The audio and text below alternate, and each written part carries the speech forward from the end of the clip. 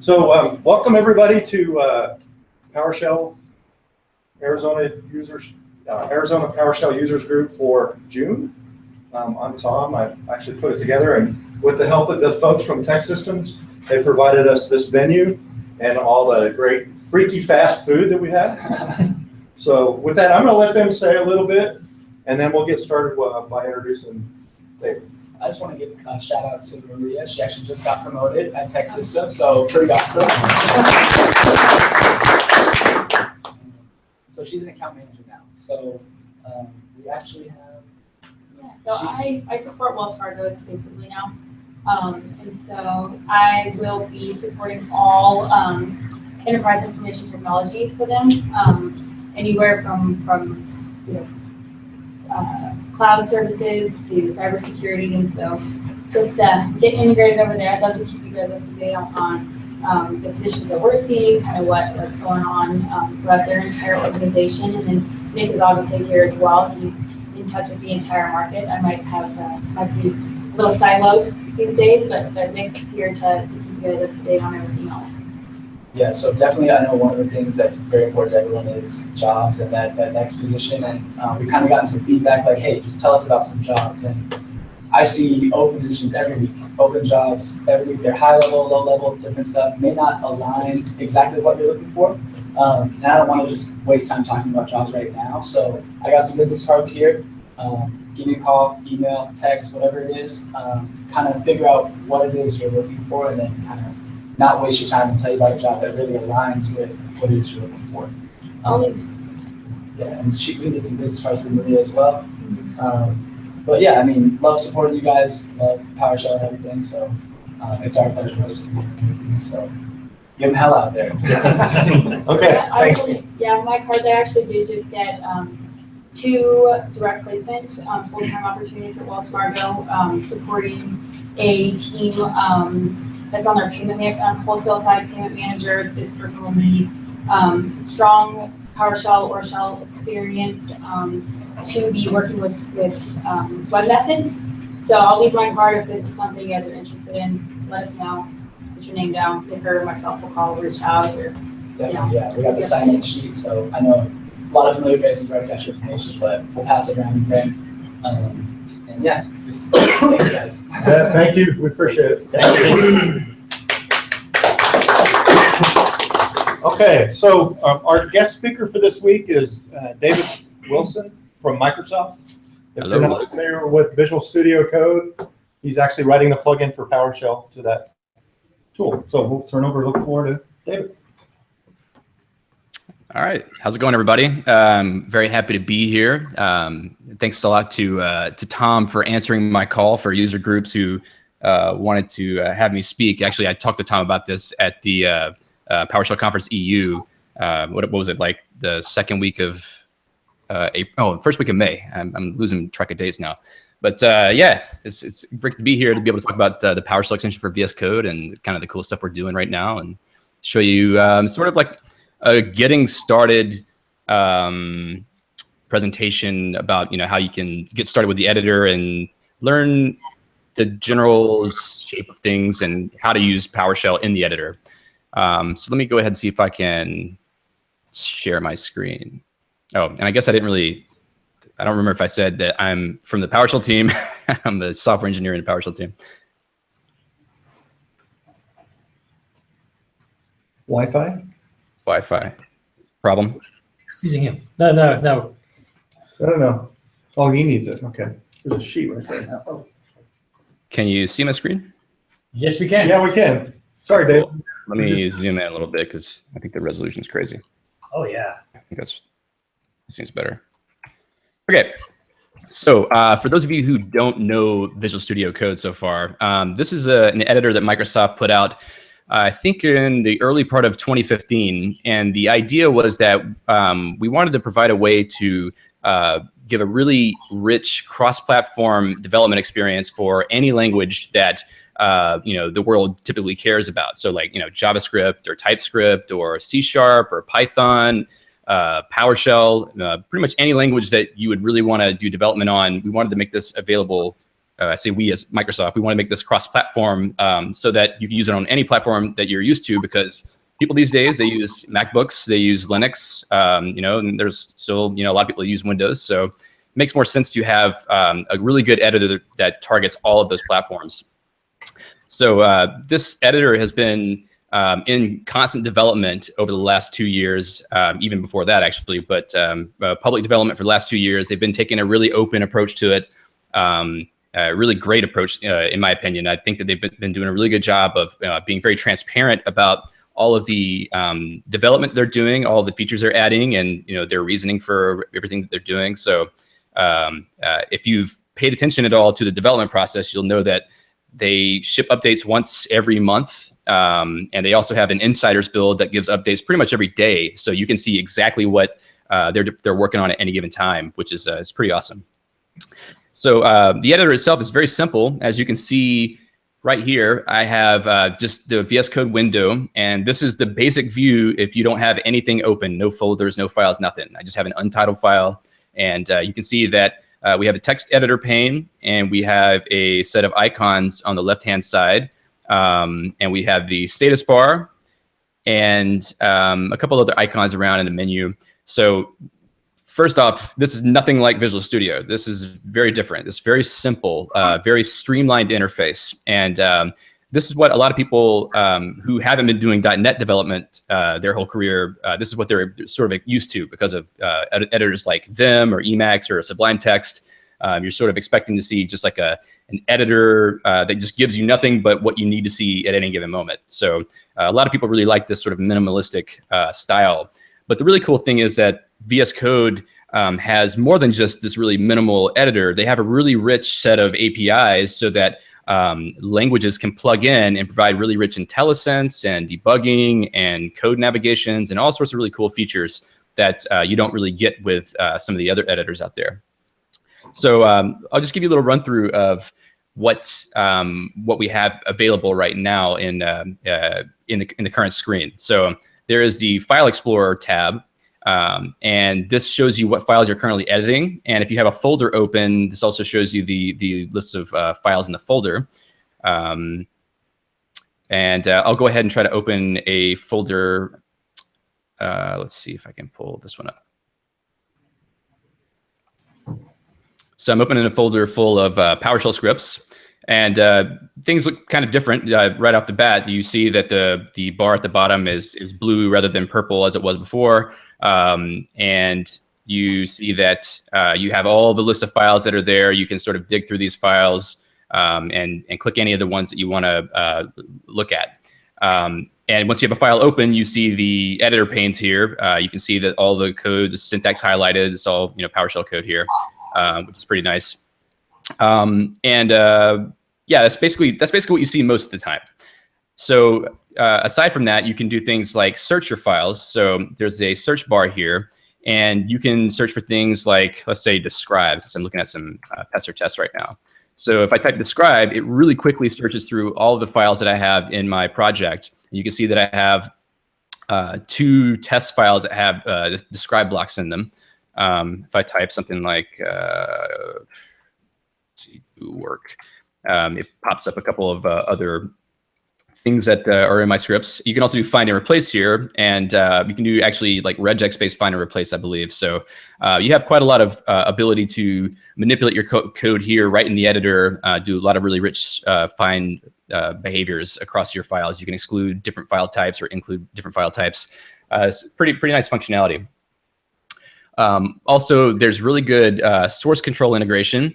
And if you use Git or TFS, or I guess Team Foundation Online Services, or whatever they call it, you get to see the files that have changed. So if you click on a file, you can see like a diff view of the files that have been modified. So you can kind of see the things that were deleted and the things that were added.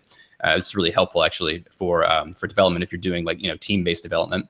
You can do commits from this window. You can click this drop down and pull and push and do all other sorts of stuff that you need to do with your source control system. So that's also pretty cool.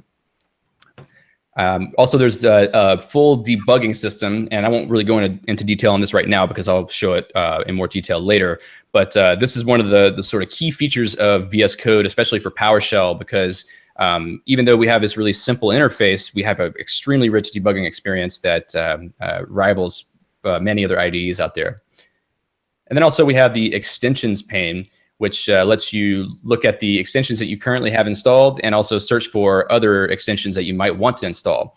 So VS Code already has a really rich library of extensions for many different languages and for all sorts of stuff that you probably wouldn't even believe. So if I go here and click Show Popular Extensions, you'll get to see the list of popular extensions sorted by the number of installations. So if you want to see like what the most popular extensions are for VS Code, you can just kind of scan through this list.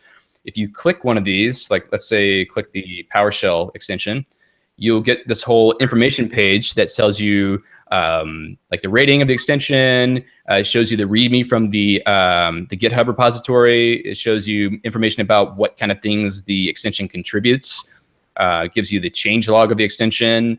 All other sorts of really interesting information. So if you're looking for a certain type of extension, it's really cool to be able to just dig right into the details here instead of having to go to a website somewhere. And I think that's it for like the high level, what you can already see. But a lot of the power in VS Code is in the things that you can't see, the things that aren't obvious by default. So the number one thing that you can't see by default is the command palette. So if you hit Control-Shift-P, you get this list of commands. And this list is basically everything possible that you can do in VS Code. So if you want to do operations related to files, you can just type file.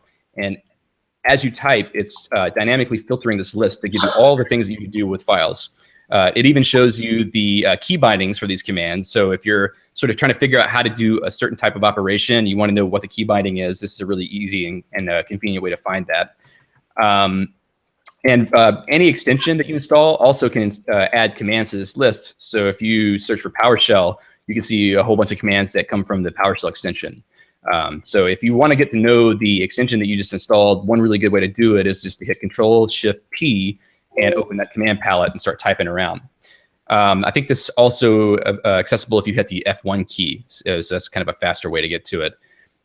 But so the interesting thing about the command palette is that it's not just about the registered commands that you have in the editor. It also does a lot more stuff. So if you see that I have this little arrow here, if I just backspace over that, it gives me this other list, which gives me some of the files that I had open recently. I think that's mainly it for this initial list, but it tells me here, type a question mark to get help on the actions you can take from here.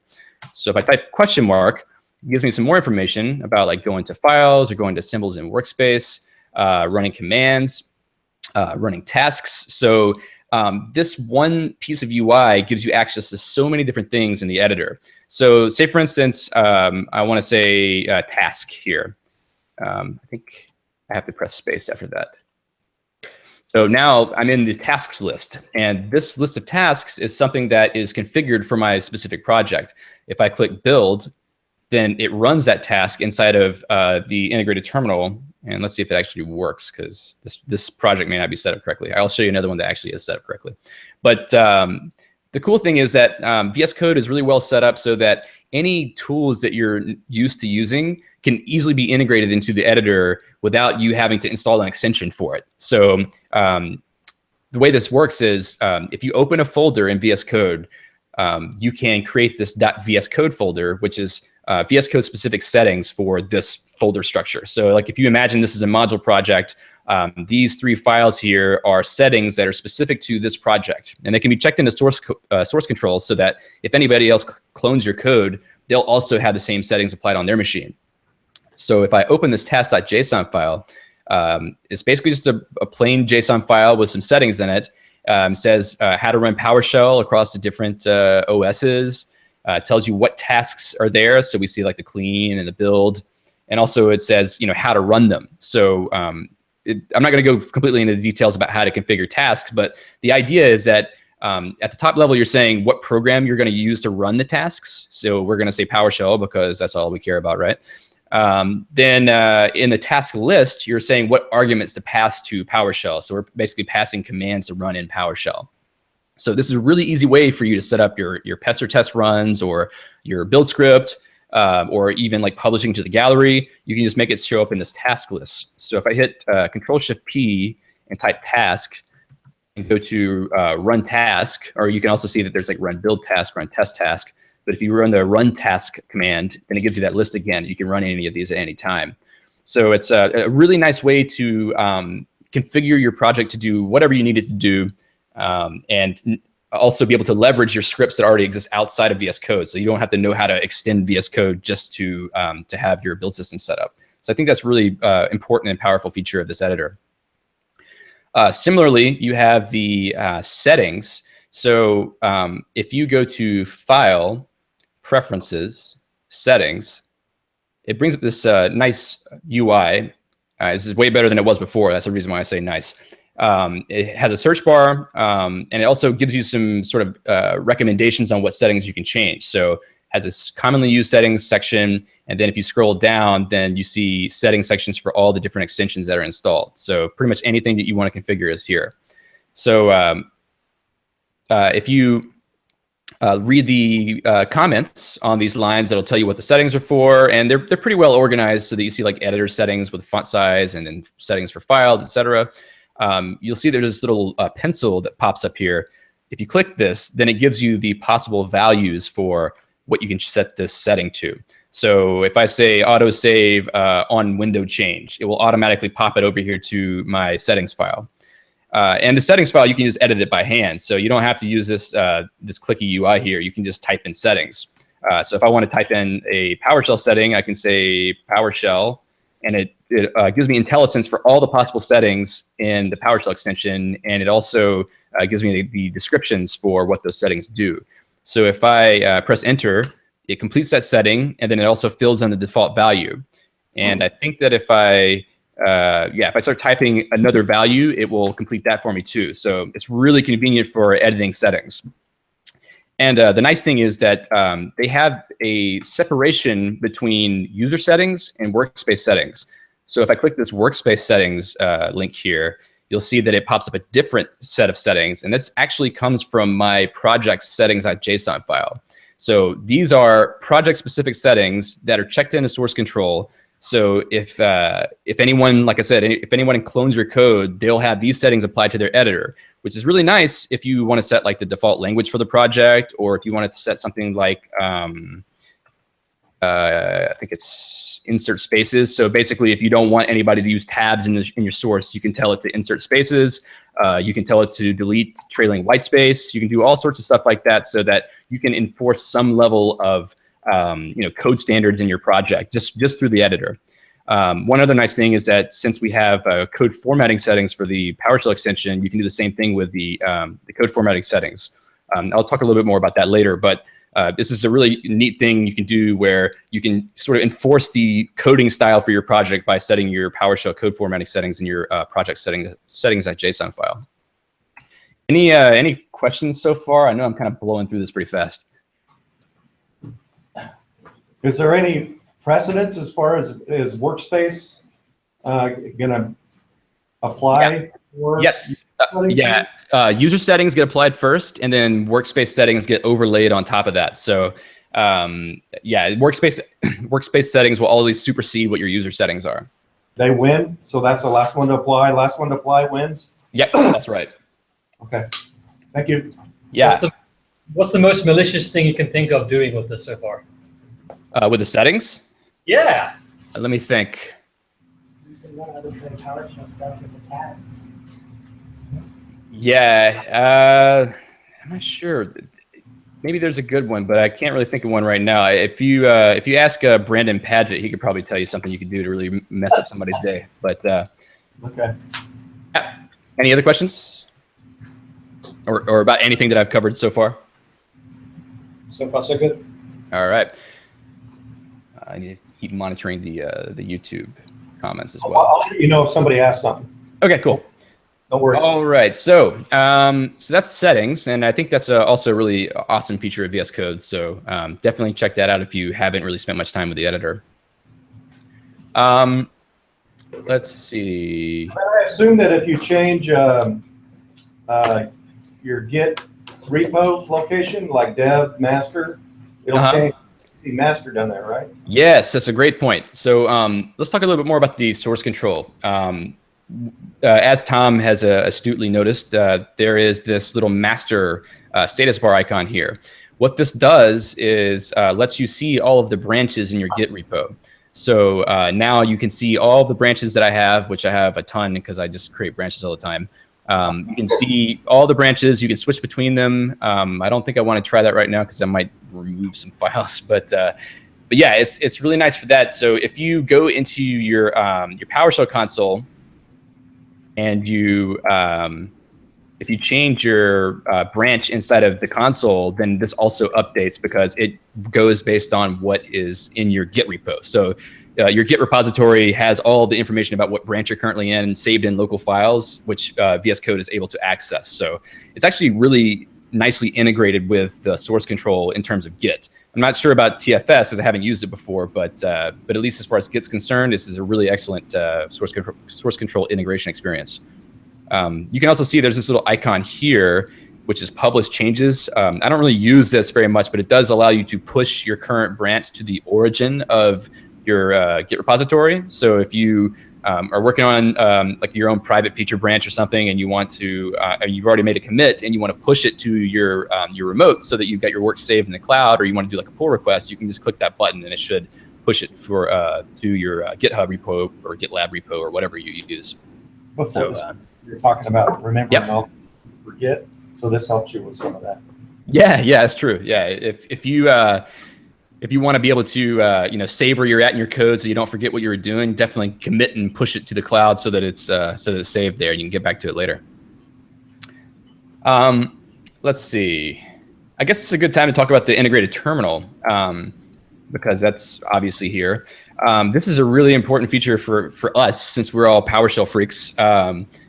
It's really nice to have an integrated terminal in the editor. And by default, it runs whatever shell you have configured as your default shell. On Windows 10, on Windows 10, it defaults to PowerShell. On older versions of Windows that don't have PowerShell set as default, it defaults to command.exe.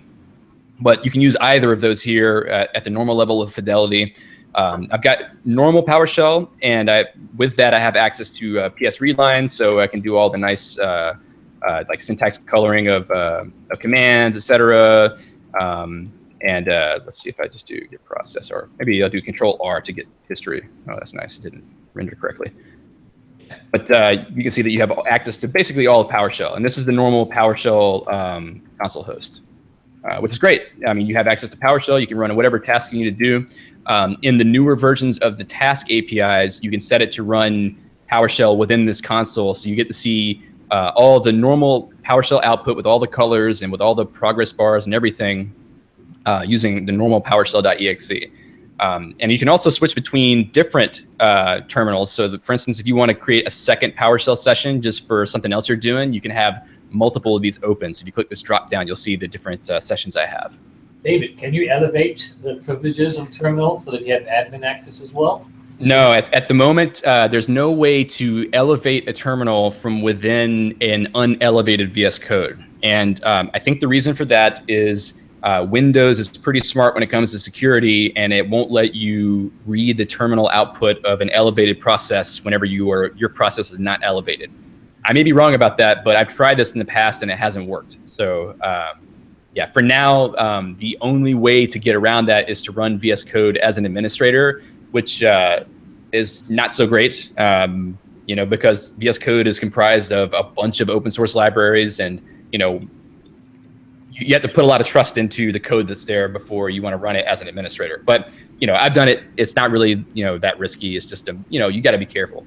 But the other interesting thing about VS Code is if you start an instance of VS Code as an unelevated process, and then you try to start VS Code from an elevated shell, it won't start the elevated VS Code process because VS Code keeps a single process available at all times. So you basically have to close VS Code completely before you can start another instance of VS Code that's elevated.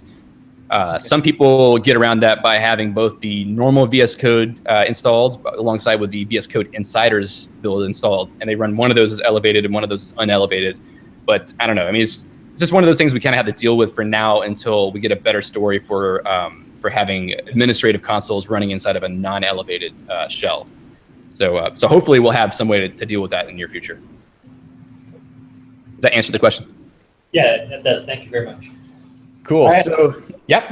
You couldn't do that, could you? What's that? You can't do that with ISC either, right? Yeah. Well, you have to run ISCElevated also. Yeah, separate session of that elevated. So yeah, that's true.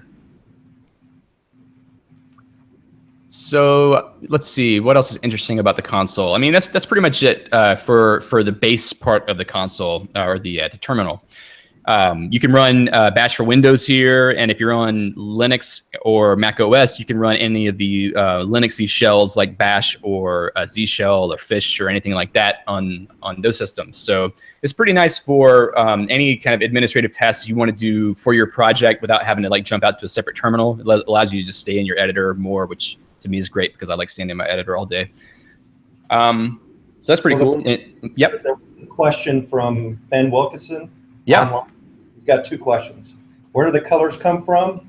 And does PS ReadLine work? And I think you answered that, I think. You said, well, he's asking a different question, and I'll answer both of those. So the colors that you see here are actually coming from my custom prompt function. So let's say git command prompt. So I'm basically using PoshGit and writing out a custom prompt function using PoshGit. So that's how the colors are coming through. And the other question is, does PS ReadLine work? Well, not in the PowerShell integrated console, which we'll talk about next. But yeah, it works in the normal PowerShell.exe for sure, but it doesn't work in the integrated console yet. But I'm going to work on that very soon, probably within the next week or two. So we should see some progress on that soon. And was there another question? No, that was the two from Ben. I don't think there's another one. Cool. All right. Okay. Let me grab this real quick. All right. So, yeah, so that's all great. You have a PowerShell.exe that's running inside of the editor, and you can use it to do whatever you want. But it's not integrated with the editing experience. This is very much a separate process that is there just for your convenience, but it doesn't do like what the ISE used to do, where your console is directly connected with the editor itself. And in the PowerShell extension, we basically went along for a very long time without anything like that. The reason why is because at first there was no terminal UI in VS Code. This came along, I think maybe the middle of last year, after one of the developers on the VS Code team, Daniel Ems, took it upon himself to add the terminal UI because people had been asking for it for a while, and there was really no progress being made on it. And Daniel just decided, I'm going to make it happen. So he went and added the integrated terminal UI, and from that point, we've been able to start, working toward having a fully integrated console for PowerShell inside of VS Code. The real key for this was having an API that allows the PowerShell extension to launch a special version of PowerShell that has these editor integrations. And that's what you see whenever you're using the PowerShell integrated console. So let me just restart this window right quick. This is so you can see the startup. That wasn't the full restart. Oh, reload window. So whenever you open a PowerShell file, whenever VS Code starts, you will get this PowerShell integrated console, and it lets you know right up front that it's an integrated console, so that hopefully there's no confusion and you think that it's normal PowerShell.exe. But it looks a lot like the normal PowerShell.exe, but it's not. This is not the same host as PowerShell.exe. This is actually a different host. And right now it's called the Visual Studio Code host, but I'm going to change it to something else in the very near future. But the point to be made here is that you can't have the same expectations of this host as you do the normal PowerShell.exe, even though they look very similar. And the reason for that is that the PowerShell console host was not meant to be used in an ISE-like setting. It is meant to be used strictly as a terminal application and not to have anybody else trying to share the same run space whenever the terminal is not being used currently. So one of the things I need to do is, like, whenever I'm in the editor here, I want to be able to get IntelliSense. So if I start typing, you can see that we get really good IntelliSense from PowerShell. This stuff requires me to call into the run space and say, hey, what are the completions for the text that I just typed? The PowerShell Console host doesn't allow me to do that, or not really easily, especially when it comes to things like debugging. Whenever the debugger kicks in, all bets are off. I tried really hard to make that happen, but it just it wasn't meant to be. Maybe in the future I'll work with some people in the PowerShell core team to expand that a little bit. But for now, what we have is the PowerShell Integrated Console, which is a separate implementation. But at least for now, we've gotten to a point where it's pretty good. A lot of the bugs have been polished out, and we have a pretty comfortable experience. So you can do things like type git process and get, all right, let's say git process and get completions for that. I mean, just the normal completions you expect to get. You can run commands and get the normal output you would expect to get. It's basically just a normal terminal. So the other nice thing that you can do here that you couldn't do very well in the ISE is run native commands. So like git status. If you run git status in the ISE, sometimes it's good, sometimes it's bad. At least in this experience, you get the expected output, and especially for things like git diff. Git diff does not work in the ISE, so you can see that it actually works here. So the nice thing is that we're able to leverage the integrated terminal UI to surface all of the native app output and the PowerShell host output, et cetera, so that we can emulate the core PowerShell host experience. The other cool thing is that it's definitely integrated with the editor. So for instance, if I evaluate this function, I will select this text and I'll press F8, which if you use ISE before, you're used to that. Press F8, and now it runs this function definition. And now I can type do work, and that function's there. Conversely, if I type function do stuff, I can go into the editor and type do stuff, and I get completions for that. So just like in the ISE before, you have this fully integrated experience where they're sharing the same session, and anything that happens in the console or in the editor, it's available to both. Where this really starts to come into play is for debugging. So if I want to debug the script, I can click here, set a breakpoint, press F5, and now you can see the output starting to be written, and you can see that I'm stopped at a breakpoint. And I can do things here like type $I to get the value of I. I can get the value of item count. I can complete that variable name. I can even change it, so I can change I to 10. And now if I step, then you'll see that the output is now 10. Does the up arrow work for you in that? I'm sorry? I was using it today. Does the up arrow work when you're in debug mode? Yeah, that's one of the limitations we have right now, is that in debug mode, history is not currently working. And the reason why that's not working is because I'm waiting on getting PS ReadLine hooked in before I implement full history, because PS ReadLine's history is way better than anything that I would implement. And it seems like it would be a waste of time to try to make my own implementation whenever I know that I'm going to be trying to pull PS ReadLine in pretty soon. Okay, But, I didn't realize that's what it was history. Yeah. So if anybody's using the integrated console and you see something that seems weird or seems wrong, there's probably a reason for it. So if you go and search on the GitHub repo, let me see if I have a window open on this screen. Go to VS Code PowerShell Issues. So this is github.com/PowerShell/VS Code -PowerShell/issues. If you go here, there's a bunch of issues, and probably the thing that you are having issues with is already here because everybody's asking about it. So if you search here, you will probably find a related issue to the thing that you are seeing. And if you don't, file an issue and let me know. And if there already is an issue, I probably know what it is. So I'll just close yours in favor of the other and try to reword it a little bit better so that other people will find it too. But yeah, anything like that, like history or navigating around in the console, all of those things are coming because of PS ReadLine, but they're not here now. So say, for instance, people want to use like Control Arrow to move around. So if I type Git process name, if I use Control Left, it doesn't actually jump to the next word. It only just moves one character over. So a lot of this stuff is things that people who use PS ReadLine are expecting now.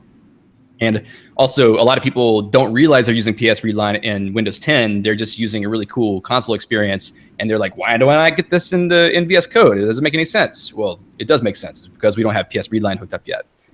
And the core reason for that is that PS ReadLine has its own input loop.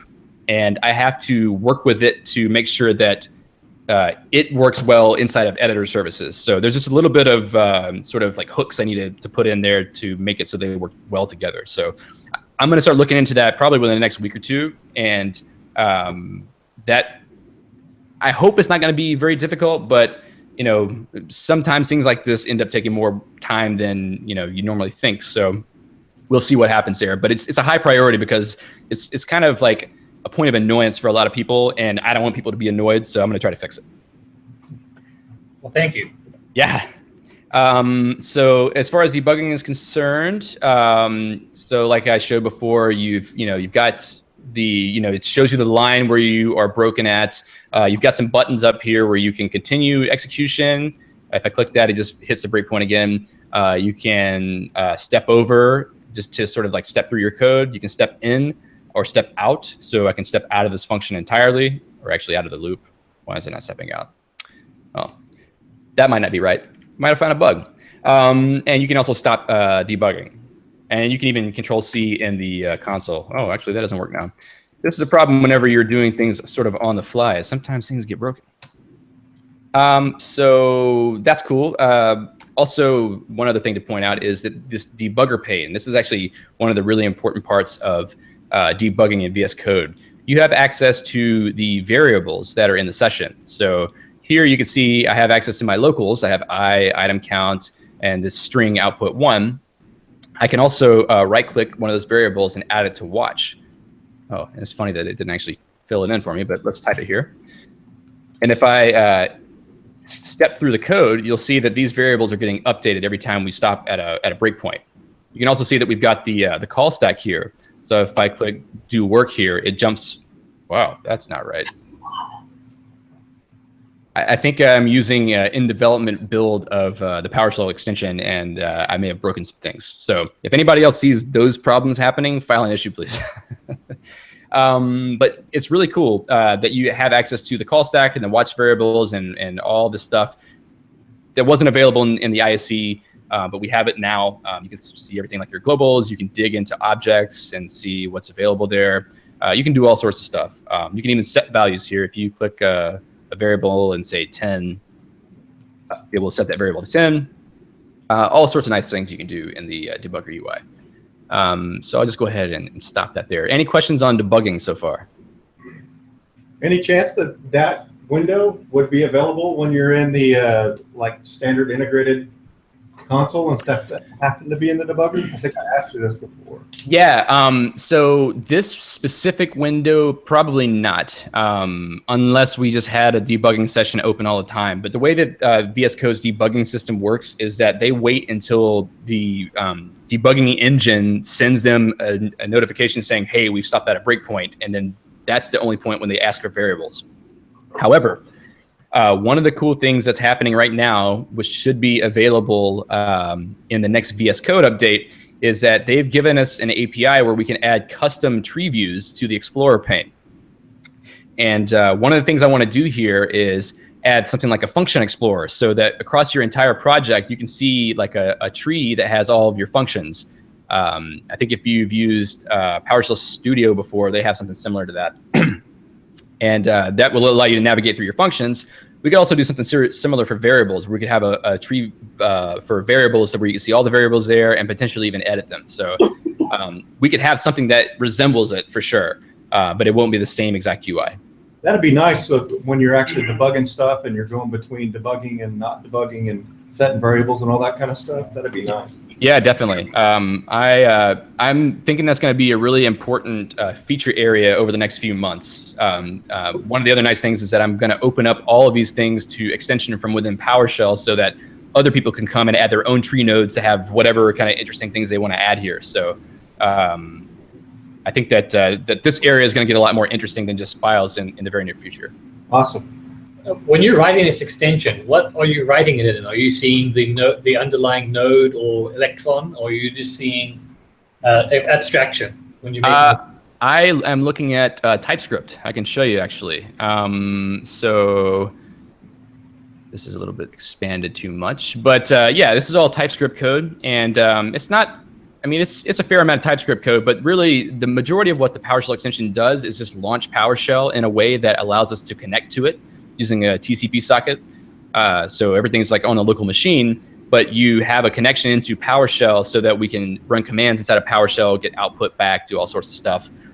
So yeah, all this TypeScript code basically exists to start PowerShell, connect to it, and then hook in some APIs from VS Code into the APIs that we expose from within PowerShell. a So, big like- learning curve? Or how's the learning curve? Big, steep? Of TypeScript? For me, not so much, because I mean, this is pretty similar to JavaScript and to other languages I've used before. But TypeScript I find to be really nice, a really nice language. And I think it's not very different from what you are used to in PowerShell, because JavaScript, which TypeScript is like a typing system built on top of JavaScript. So it's actually normal JavaScript code with just some extra sugar built in. So JavaScript has similar semantics to PowerShell in that it's dynamically scoped. So if you have ever done like script blocks in PowerShell, if you run a script block, it's taking variables from whatever scope it's being run in, not the original scope where the script block was created. So there's some similarities between the two languages. Also, JavaScript is very simple because you just define functions anywhere and just run them. It gets a lot more complex whenever you have like full application development using JavaScript or TypeScript. But in general, I find it to be a really pleasant experience. I like TypeScript quite a lot. So yeah, it's great for me. But you'd have to ask somebody who had to learn a little bit of TypeScript to contribute to the PowerShell extension. Like Keith Hill had to learn a little bit of TypeScript for that. So it might be good to have his perspective about what it was like to try to develop this. Though then again, it might not be great to ask him because he's a very talented C# developer. So there's probably a lot of similarities here that made it easy for him to get started. So, Cool. Thank you. yeah, but generally it's great. I mean, if you're interested at all in web development or web application development, definitely give TypeScript a look because it makes JavaScript bearable. Yeah, right up the mic's right there. I have a question about this. I think you said it works with TFS. Yeah, VS Code has a TFS extension. So you can use it to write custom scripts within TFS, like a get command, get this space, whatever? Maybe. I'm not sure. So the way that I would sort of imagine that working is if you have your TFS scripts checked into a TFS repository and you've pulled them down to your local machine and you open them in the editor, so long as you load the necessary TFS modules or whatever it is you need to do to script it with PowerShell, you should have a full development experience. But I've never done it before, so I might completely be saying nonsense. I have. I can answer a question. Okay. Offline. Okay. Any other questions so far? Nope. Let's see. I think we're good in channel 2. Okay, so let's see. What else is interesting? I think that's a lot of the latest stuff. Oh, so over the last few months, we've been adding a lot of really cool new features. And in fact, one of my teammates, Kapil Borle, has been adding a lot of really good stuff. Like, I've been working on infrastructure stuff for a lot, but Kapil has been like just knocking it out of the park with new feature additions. One of the things that he did very recently is Code Formatter, and this actually leverages PS Script Analyzer. It makes it so that from within the editor, you can format your PowerShell scripts to your sort of specifications about like what you want your bracing to be, what you want your spacing to be, all kinds of stuff like that. So it's gotten to the point where most people seem to be pretty happy with it.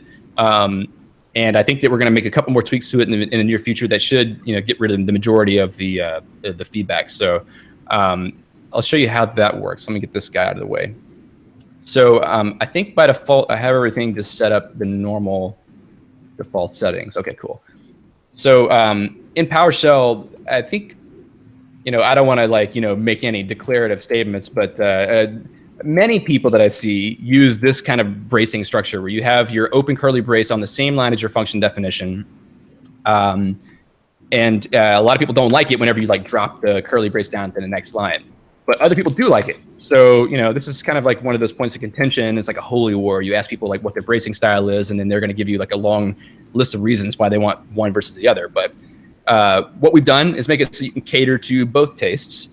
So if I was to select this text, I can hit Control-Shift-P, format, and do format selection. When I do that, it will reformat this code to put the braces back on the same line. So if I go to the settings, I can actually change this behavior. If I add the PowerShell, see, there's a bunch of code formatting settings here. If you can look at the, let's see, before, I think this is the one, open brace on same line. So by default, this is set to true. But if I set this to false, save my settings, go back to the editor, select this code again, and run format selection. Oh, there it goes. Now the braces are put on the next line. So this allows you to set whatever style you like for braces. It also allows you to set things like putting spaces around parentheses. Let's see, where are those? White space, after separator, operator. Associate conditional expression. Let's go with that one and see what it does. So we have a white space before open parentheses. I think that I have that already happening. So let me go check this out real quick. So if I do this while loop, I go select this code, and I run the format selection. I think it's Control-K, Control-F. So let's try to use the key binding. Control-K, Control-F. Now you can see that it adds a space here right after the while statement. So just down to the level of spacing, brace placement, etc., you can do this. You can also do it with hash tables. And I'm not certain I can do a really good example of that right now, but you can line up your assignment equal signs in hash tables or DSC configurations, which is pretty nice. I definitely recommend you go and check out the settings that we have in the code formatting section so that you can sort of learn what we've got and then play with it and customize to your heart's content.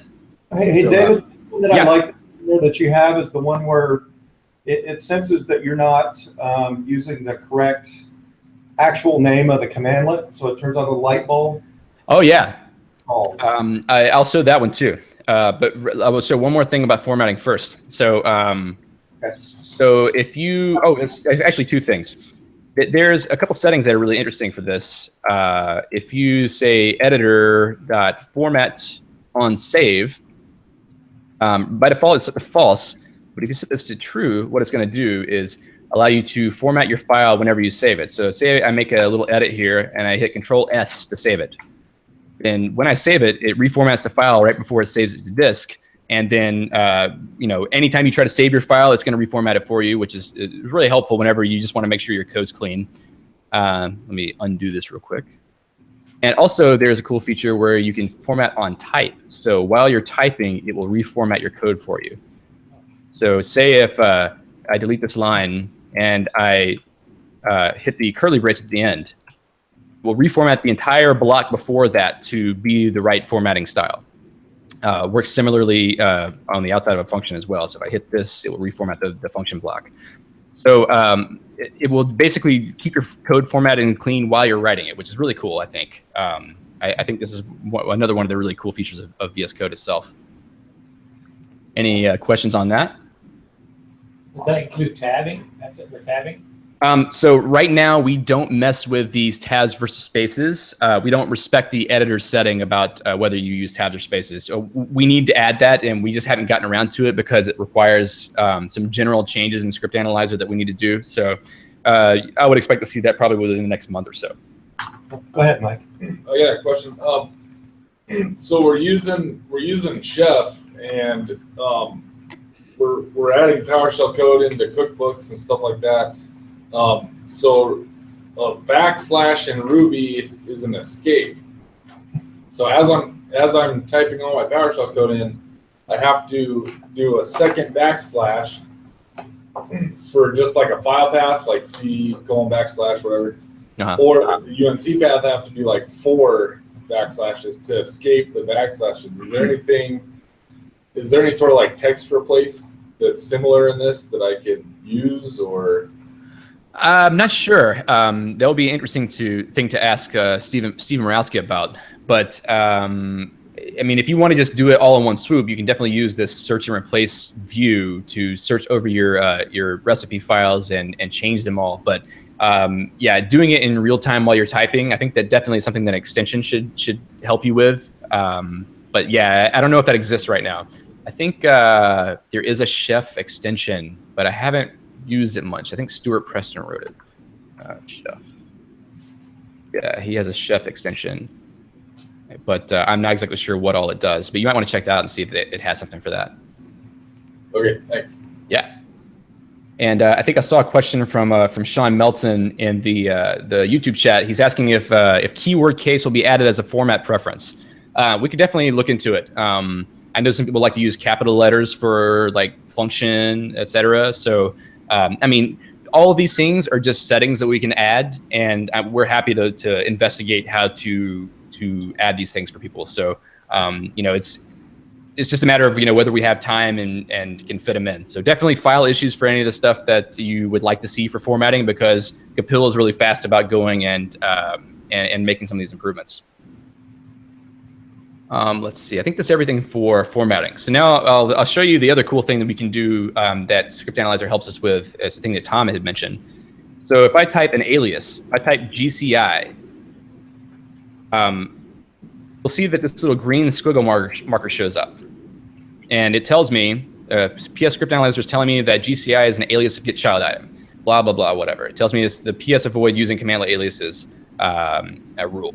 So if I actually put my cursor right there where GCI is, I get this light bulb. And if I click the light bulb, it says replace GCI with get child item. So basically, whenever Script Analyzer gives you certain markers, you can tell it, go ahead and just fix that. I think right now we have maybe 3 or 4 rules that have this capability, but we want to add more. So people know of really cool things we can do for fixing issues in code from Script Analyzer rules. File issues on the PS Script Analyzer repo, because we're interested in adding more rules for doing code fixes and refactorings. One of the cool things that Kapil added recently was a rule where if you try to add the what if or some other parameters to your commandlet and you don't do it in the normal way with like the commandlet binding, it will tell you, hey, you're doing it wrong, and then it will fix all your code for you. So we're starting to get to the point where we can do some pretty sophisticated edits to your code to fix sort of, you know, common problems that, you know, we have best practices for. So this is a really interesting thing that we want to see more of in the near future, but we just have so many things going on. It's hard to focus on adding a lot of those. This is a really cool place where the community can kind of help us to implement some of these, though, because this is all done through Script Analyzer. If you have a rule that's written in C#, you can say what the suggested corrections are for that rule whenever the rule gets violated. So you can tell it what to change the code to. And it's not very difficult to set one of these up. In the near future, we're going to add it so that you can make new built-in rules for Script Analyzer written using PowerShell. So it should make it a lot easier for the community to help contribute and add new rules with code corrections, etc. So I think within the next probably 3 or 4 months, you're going to see it become much easier for the community to start contributing these things, because I think there's plenty of really cool things we can do with this specific feature that we haven't even scratched the surface yet. How do you get to snippets? So with snippets, they are sort of just built in with the completions that you get. So if I type CMD, oh, that's weird. Oh, I typoed it. CMDLE. Yeah, so there's a process called command32.exe, but there's also commandlet. And if I hit tab there, then it expands out to a snippet, which is a great point. I'm glad you brought it up, because I keep forgetting that snippets are here. So you can type things like, you know, get thing, and then hit tab, and it will drop you down into the param block, and you can just continue on typing whatever you want to do. So is there a place to You can add your own if you want to add snippets in. Why do you do that? Yeah, so there's documentation in the VS Code docs. It tells you how to add your own custom snippets. It's really easy. You're basically just editing a JSON file that just defines all the snippets that you want to add. So there's this creating your own snippets documentation files under code.visualstudio.com/docs/editor/user-defined snippets. And it basically explains all that stuff to you. The syntax is very easy. It gets a little bit weird whenever you have the template stuff, but if you go look at the existing PowerShell extension snippets, you'll figure it out. So let's go look at that file. If you go to if you just open up the snippets folder and open this PowerShell.json, this is all the snippets that we ship with. In fact, if you know of a good snippet that would be useful to the general public, please feel free to submit a pull request and add it to the PowerShell extension, because we're fine taking snippets from anybody if it's something that's generally useful. One other cool thing to mention is that very soon, probably within the next 2 feature releases of the PowerShell extension, we're going to have the capability to add new snippets dynamically within PowerShell. So I think this is something that you could do in the ISE, where there's an API for adding new snippets. I'm getting really close to the point where I can do new dynamic snippets from within PowerShell, so that you can load them in from your own JSON file, or you can just add them on the fly just through the console. And even to the point where you could generate dynamic snippets based on the context of what you're doing in the editor. So you could have a PowerShell function that generates a snippet that then gets put into the editor so that the user could type in fields. So that's going to be pretty cool. I'm starting to work out the APIs for that now, and I think that probably within 2 releases you'll start seeing that. Let's see. All right, any other questions about snippets or that stuff? So one of the other really cool things Kapil added recently was the ability to generate comment-based help just automatically. This is an example of a dynamic snippet where you just start typing in the editor. You type the angle bracket and the hash sign, and it will automatically generate the help header for your function. And you can just start typing in your description and hit tab and just basically keep going. So, excuse me. Yeah, this is a really nice feature that makes it easier for you to write help, because writing these comments by hand is kind of painful, and it's nice if it can generate the parameters that are actually there on your function. Like if you had 6 parameters, it would generate the parameter block for each one of these. So this is a really cool new feature that we're really proud of, and a lot of people seem to like a lot. It also works inside of functions. So if I go inside this function definition at the bottom, I can hit that and it pops up here. If I define a param block in my function, which is a very common thing to do, let me move this actually.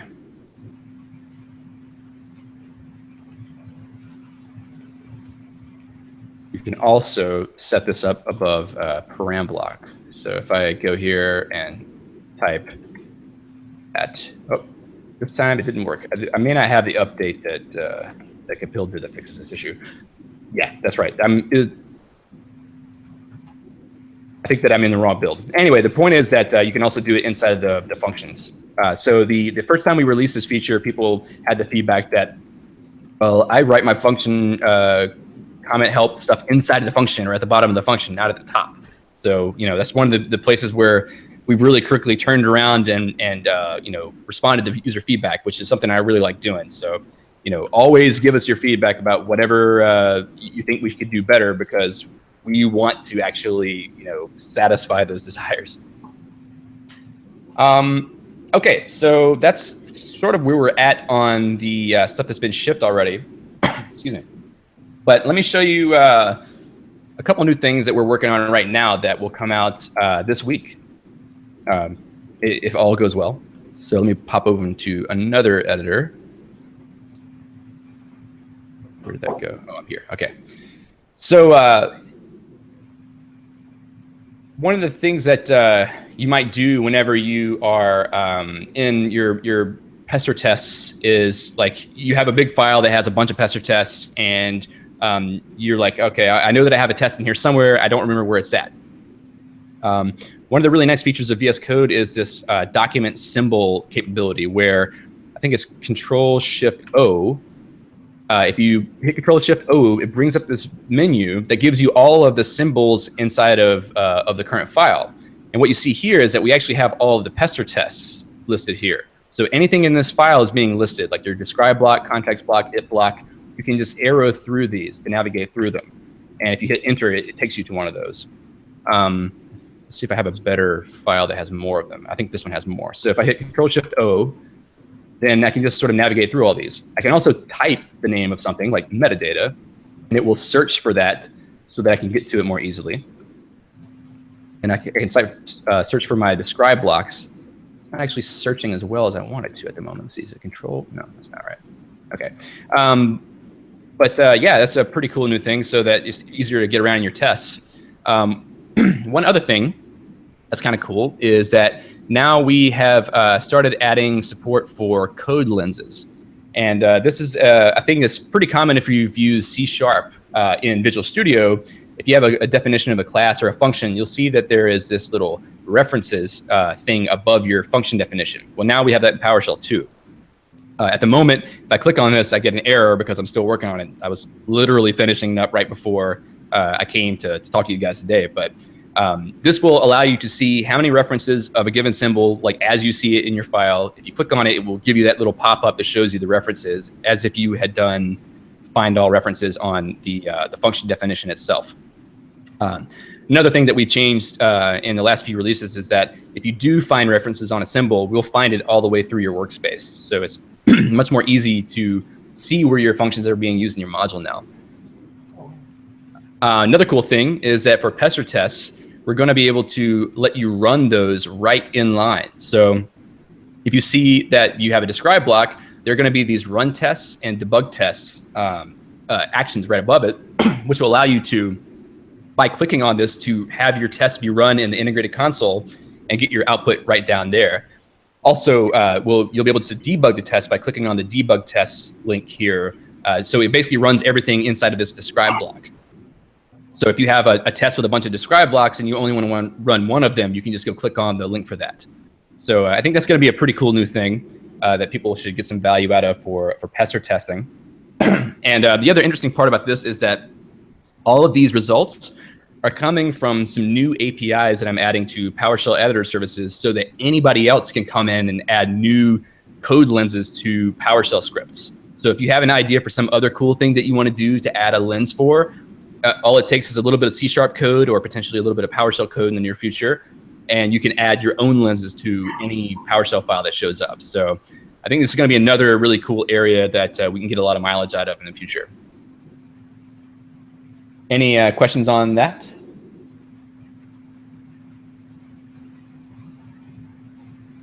All right, let's see what we got in the YouTube chat. Let's see.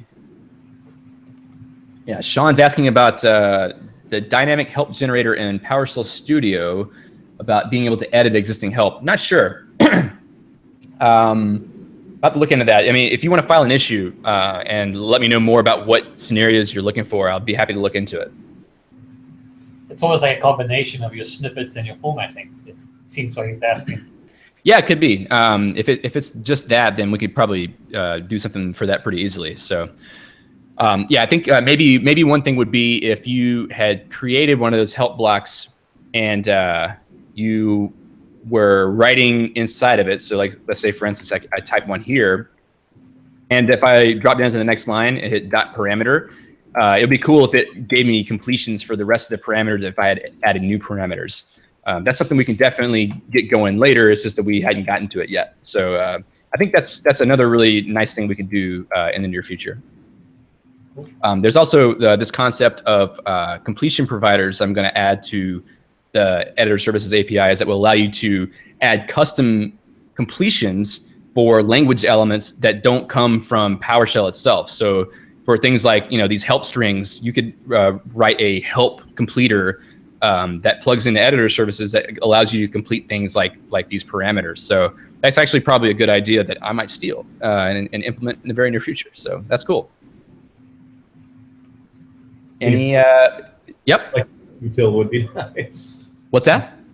Cert util would be nice. There's a lot of switches on it. Oh, yeah. I'm not sure if there's a good way to get completions for native commands. I know that Jason Shirk has talked to some people about that, but yeah, I'm not really sure how to get that going. But it's always a possibility, and I think that you know, there's always the possibility of using a PowerShell argument completer for a lot of those things too. You could do argument completer for a custom, or sorry, a native application like cert util.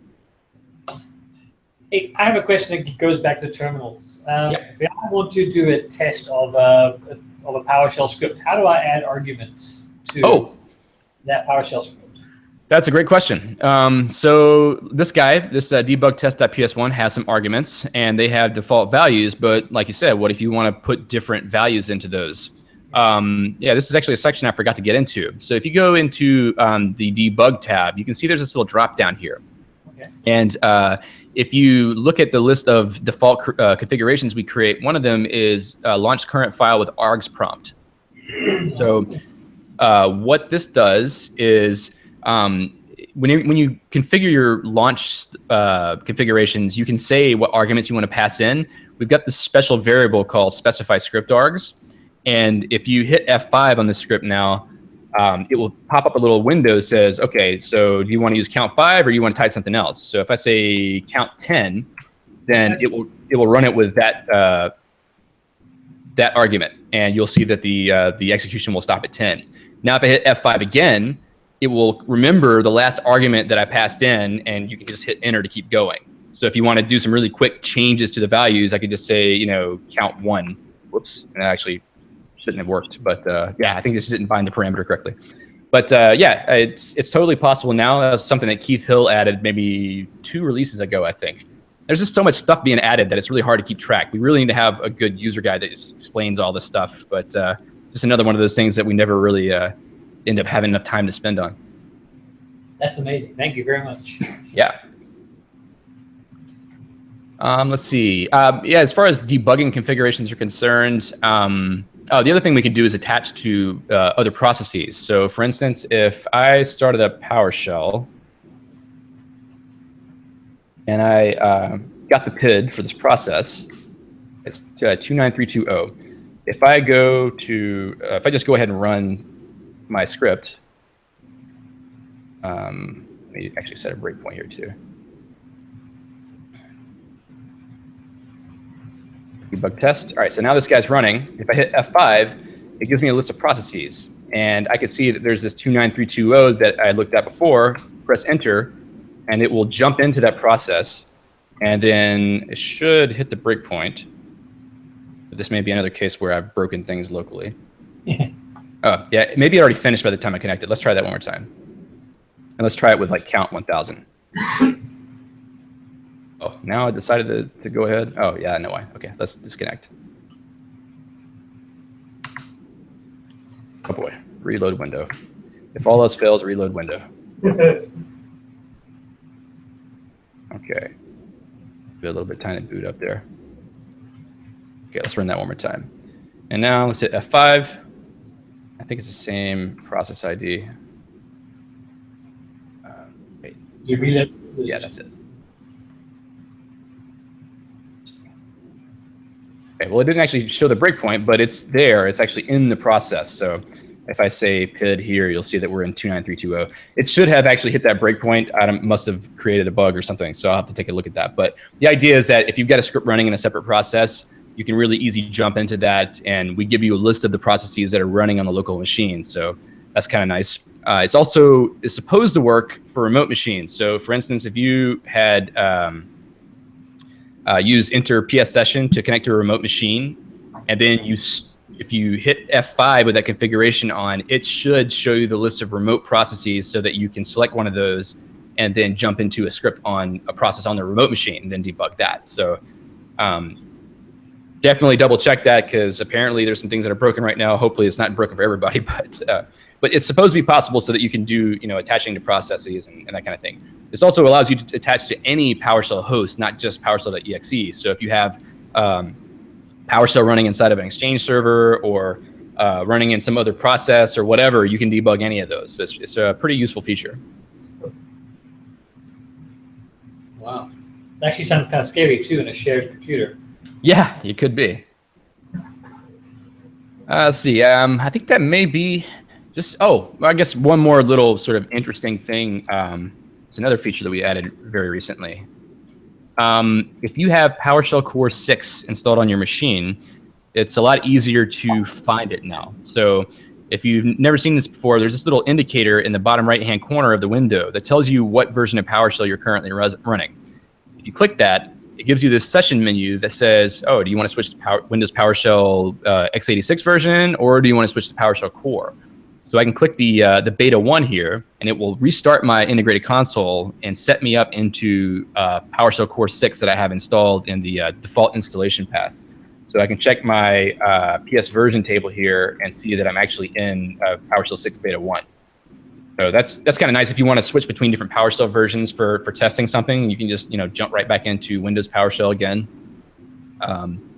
And also it's a good place to restart your session. Like if you've done some stuff in your session and you want to blow away all that state, you can just hit restart current session and it will restart the one that you were running most recently. We do have a question from somebody online. Bob Smith asked, what's your favorite feature in VS Code? Oh my God, that's a really difficult question to ask. I think, honestly, recently my favorite thing has been hitting Control P and just searching for a file in my project, because I work in a C# project that has hundreds of files, and going to the Explorer and trying to click around and find it is just not good. So the best thing you can do is hit Control P and just start typing the name of the file, and you'll jump right to it. So lately, that's my favorite thing. But aside from that, I mean, the console is great just because it gives us that ability to have PowerShell just right at your fingertips inside the editor. You never have to leave the editor unless you want to go screw around on the internet. Awesome. All right. Any other questions? Any other extensions you would suggest we install as well as the PowerShell extension? That's a fantastic question. Let me pull up one of my other screens here. I don't think this is a good one.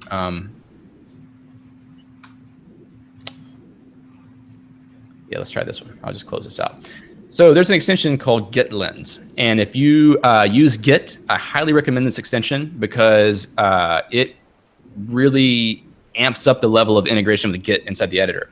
As you might notice, there is this little header here, this code lens feature that tells me I changed this code 5 days ago. And there are also 3 other people who have edited this same line of code. So if you click this, it will give you the history information for this change. I can compare it with the previous version of the file, so it pulls that information straight out of Git from my local repository. I do all other sorts of cool stuff like that. I can actually get the blame for this file. So if I click that, actually that was the wrong thing to click. If I click the thing where it says 3 authors, it shows the Git blame view where it shows like for every single line in your file, it tells you who edited it last. So if somebody broke the code and it wasn't you, you can go find out who did it. And probably it was you, but this is the way it goes.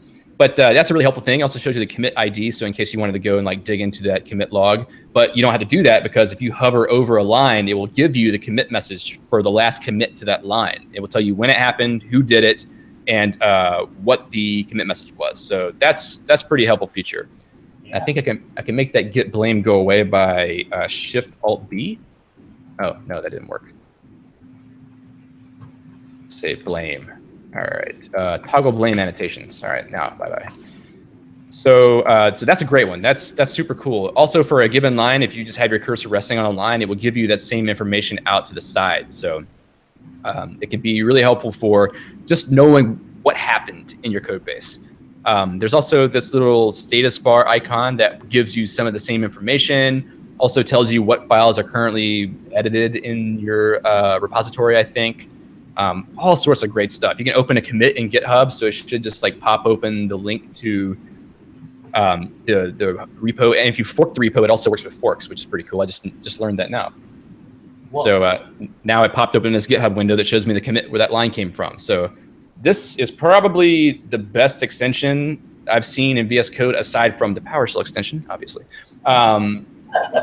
because it's just like, I don't use it as much as I should, but just having it there makes me feel like this editor is godlike. It's amazing.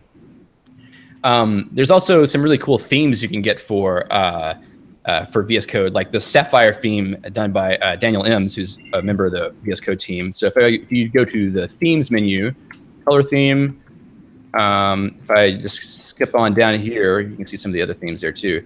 You can go to the Sapphire theme. It's this nice kind of dark blue theme, and it's got a couple of variations. But also there's other themes. If you open that theme menu, you can sort of navigate through this list of themes and find something that you might like. And if you search for themes in the marketplace, you'll see a whole bunch of themes. And probably the majority of them were done by Brandon Padgett because he wrote a PowerShell script to convert all of the existing Sublime Text themes over to VS Code. So that's another thing that we've contributed to VS Code's ecosystem. And on the topic of themes, I think Matt McNabb is actually working on a PowerShell ISE theme for VS Code. So if you want to have that blue background on your terminal, it should be happening pretty soon. Woohoo! Let's see if there's anything else interesting theme-wise.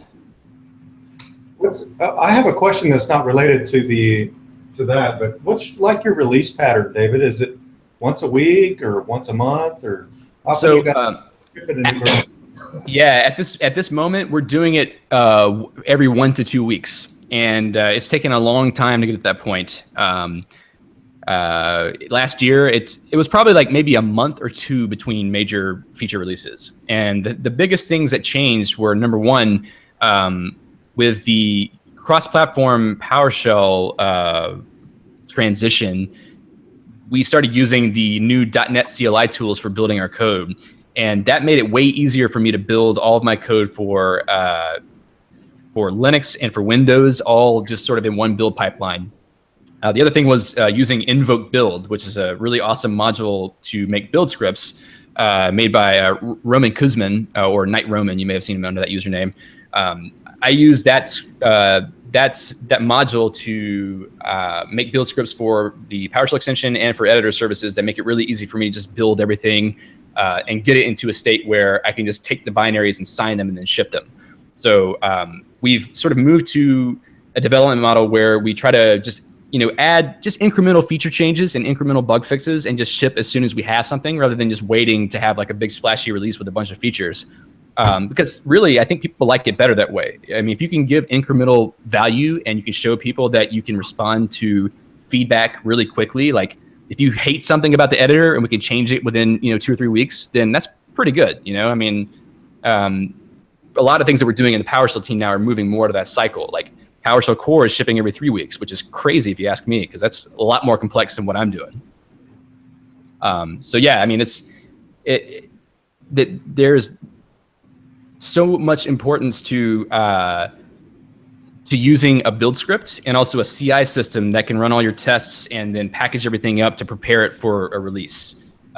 This is basically DevOps. I mean, this is exactly what DevOps is about. It's like, well, okay, that's the tooling part of DevOps. I'm not going to say much for the community part, but like you just have really good tooling set up so that it makes your job easier. It makes it easier for you to release and to deliver value to people. And that's sort of what we're trying to do now. It's just deliver value as fast as we can do it, and get feedback and then iterate on that. So are you using Pisaki then to build your stuff? Is that? No, we're using Invoke Build mainly because at the moment Saki is not cross-platform. However, there are a couple of pull requests that will make Saki work cross-platform, but we haven't merged them yet. Keith Hill and I had sort of taken over maintainership of Saki a couple months ago, but we haven't actually done anything with it yet. But one of the first things we want to do when we start merging pull requests is merge one of those for making it cross-platform. That way, the people who are doing cross-platform builds like we are could use Saki for that. I mean, we might switch to Saki, but I don't know. I'm pretty happy with Invoke Build right now, and Roman also is of the mind to ship updates really frequently whenever people have feedback. Like if you file a bug on his repo, he'll probably fix it within a day or two and then ship another update. So I don't know. I mean, it's hard to use something that doesn't get updated as fast as Invoke Build, but we'll see what happens. I mean, really the idea behind continuing maintaining Saki is a lot of people still use it and they still like it. So, it makes sense to allow it to continue to exist and maybe use it as a place to experiment with some new ideas that we haven't had a chance to try yet in other build systems. For those of us who don't know what Saki is it anything like Jenkins? Oh, it's a great question. So Saki is it's like a domain-specific language for writing build scripts in PowerShell. And what that means is you have, let me just go back to my screen. I'll show you real quick. I'll show you an example of invoke build, which at the very highest level, invoke build and Saki are very similar in the general structure of how you write tasks. But that's about the place where it ends in their similarity. But if I go to my my build script, oh, that's not where it is. You'll see that it's basically just a PowerShell script, has parameters, but I have this task for like Git extension version. I have tasks for like clean and build. And these define the behavior that's necessary for doing one step of my build pipeline. And you can say for a given task what that task depends on. Like if your build task needs to have like a clean task or some other kind of downloading of dependencies first, it makes it easier to write scripts that do an entire build pipeline. I mean, the reality is, what's that? Is that what TFS is using? I think they have their own build system. I'm not sure what they use. Okay. Yeah. Yeah. So, but these are really self-contained in that you can just run the script in your PowerShell console and you don't need any kind of other external system. But the nice thing about Saki or invoke build is you can use it in Travis CI or Jenkins or AppVeyor to run your builds in a consistent way so that you have the exact same build script on your local machine as you do on your CI servers. So yeah, so Jenkins is, if you want to look at it at a higher level, Jenkins and AppVeyor and Travis CI, they are all basically orchestration systems for setting up a machine to run your whole build process. And then you use some other tool to build your code. Once all the machine has been started up and all your dependencies have been downloaded, then you use something else to build your code. So if you write C# code, you're using MS Build.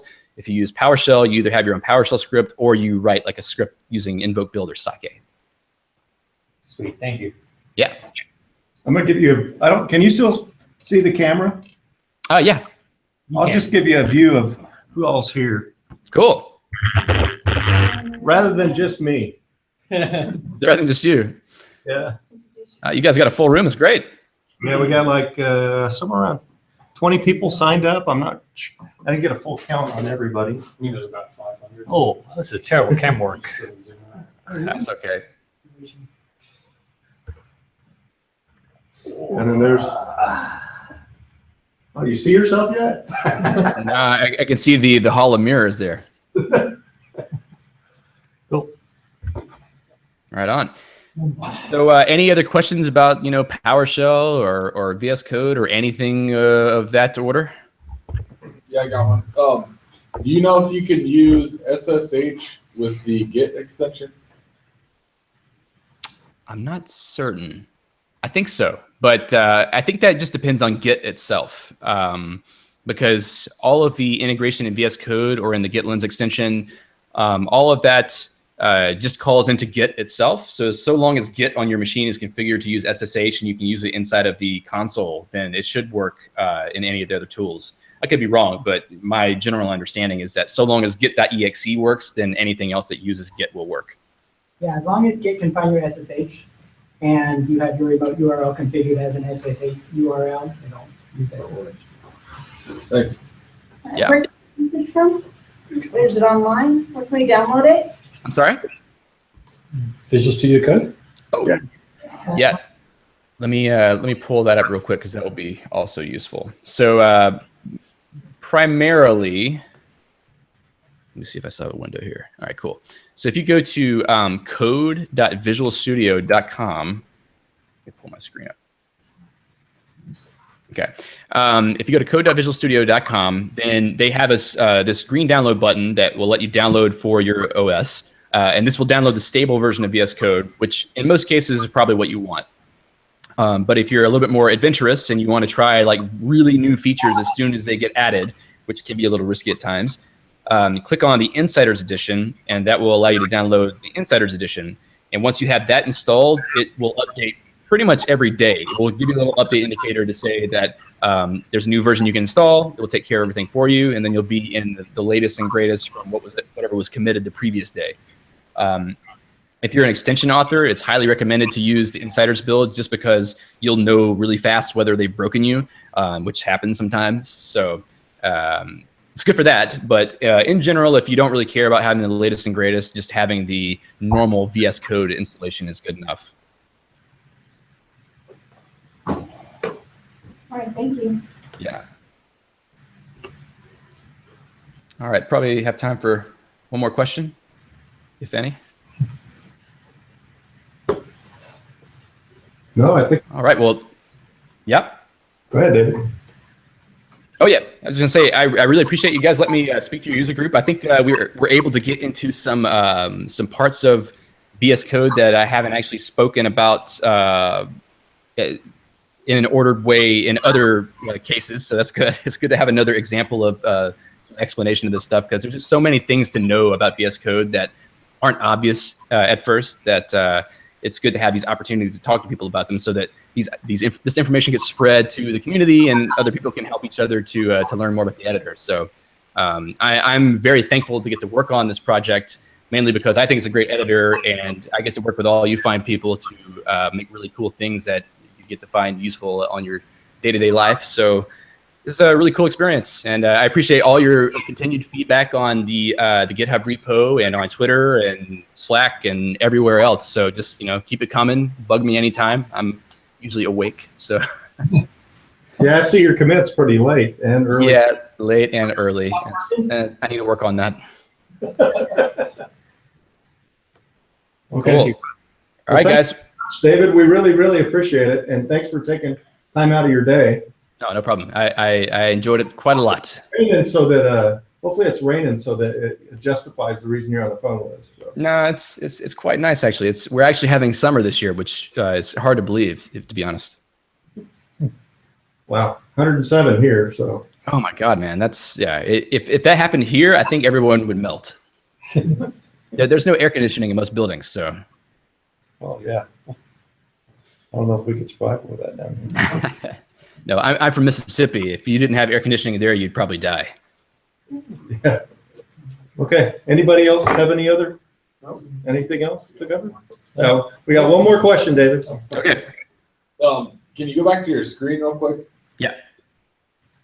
And then on the lower left-hand corner, there's it checks your code for error warnings or informational. Oh yeah. That's another. Mm-hmm. So all of my files, they all have the same informational warning, and it's for a return, carriage return after the first line. And it doesn't matter what's on the first line. Do you know how to fix that? Is it for PowerShell files or for anything? I believe it's for anything. That's weird. I've never heard of that before. Maybe file an issue on the VS Code PowerShell repo, and I'll try to track it down. If you can give me a screenshot of the messages that you see, because I've never seen that before. That sounds pretty weird. Okay, yeah, I Googled it and I couldn't find anything. Yeah, I'm sure I can find somebody who can explain why it's happening and fix it. Okay, thanks. Yeah. All right, guys, I'm gonna head on out of here, but thanks again so much for having me. It was great. I'm happy to come again next year sometime if you're interested. Well, absolutely. I've kind of loaded the schedule up, so I'll probably hit you up again, maybe beginning of the year or something, and maybe you could show us some more coolness that you have put together. Yeah. There'll be a lot more projects happening over the course of the year, so there'll be all kinds of stuff to talk about. Okay. Thank you. Thanks, David. Thanks a lot, guys.